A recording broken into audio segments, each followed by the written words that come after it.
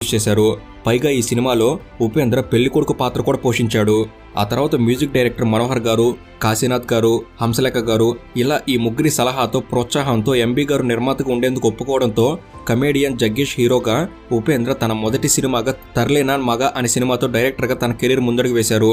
అలా ఆ సినిమాకి కాశీనాథ్ గారు డైరెక్షన్లో ఉపేంద్రకి హెల్ప్ చేశారు.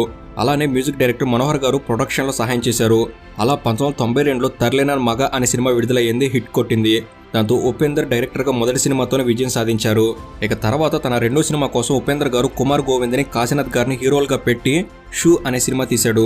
సినిమాకి బజ్ క్రియేట్ చేయడం కోసం ఉపేంద్ర గారు ఇలాంటి డిఫరెంట్ పేర్లు సెలెక్ట్ చేసుకుంటారట.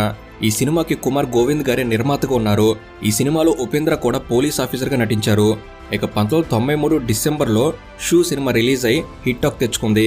అంతేకాదు నేటికి కూడా ఇది కన్నడలో బెస్ట్ హారర్ థ్రిల్లర్ మూవీ. ఇక ఆ తర్వాత ఉపేంద్ర గారు